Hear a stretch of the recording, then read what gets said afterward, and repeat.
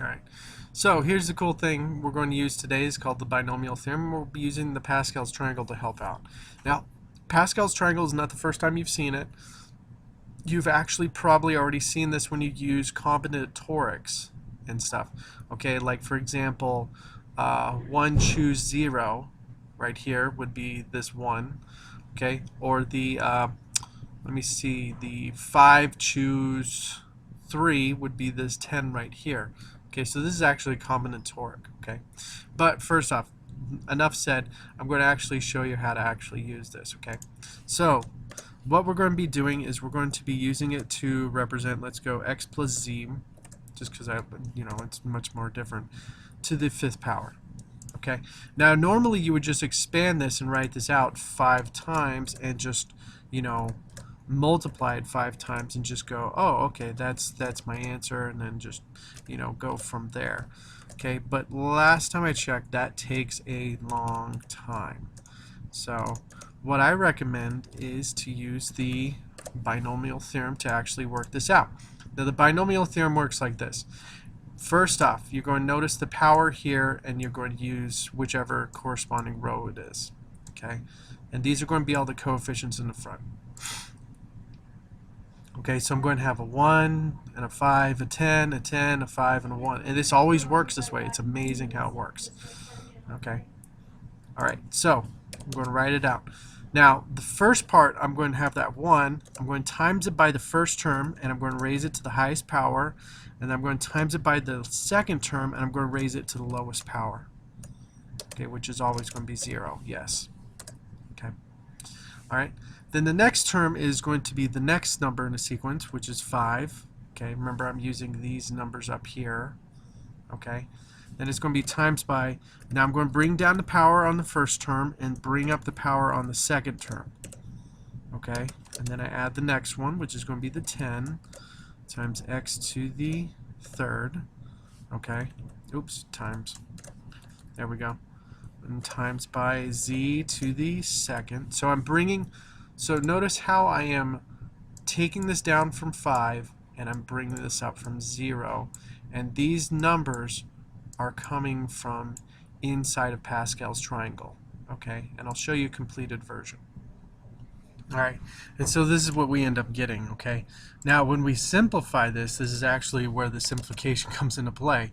This is going to be x to the 5th plus 5x to the 4th z. Well, it's going to be actually times by z. I'll just write a z with a space in between. Plus 10 x to the 3rd z squared plus 10 x to the 2nd z to the 3rd plus 5x z to the 4th plus z to the 5th. Okay, and so when you simplify it, it actually becomes pretty clear as to what you're getting right here. Now, a couple things to notice. If you're always wanting to check, like, oh, am I doing it correctly? These two exponents should always add up to this right here. So as you can see, no matter where I'm at in my sequence, or I'm sorry, in my series of polynomials, these two numbers are always going to add up to 5. So that's helpful.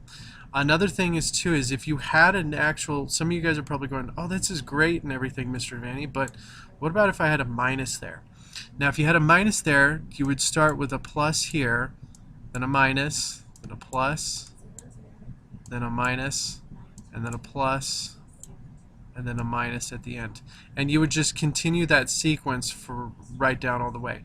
Now, same thing if right here, like let's say you're raising something to the 3rd power, this would be positive, negative, positive, negative. And you just work your way down. You just start with plus and then alternate between plus and minus on your way down when you work with it, okay? Alright. Now, there are some formulas out there that say, oh, hey, there's actually a binomial theorem that actually helps you predict which term, like what's the fourth term in this sequence and stuff.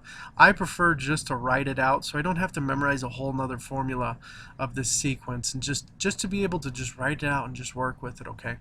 Now obviously if we raise it to the 7th or 8th power, you would need to add more columns onto the binomial theorem, or onto the Pascal's triangle. But just remember, two numbers add up to be the number right below it. Okay, so that's just how Pascal's triangle just works. It's a really cool triangle and how it works. Okay. Honestly, you could use the formula, but I would just seriously just write it out. It's just as fast for me to go here, and if it asks for like the fourth term of this, I would just stop here and not write anymore. I would just continue on my pattern just so that I only have to memorize one formula. It's so important for you guys to just know that you don't need to memorize the formula for the actual, you know, to find the specific term of the sequence. You could just start it and just write your way down, you know, just as simple as that. All right, that's it for binomial theorem. I'll talk to you guys later. Bye.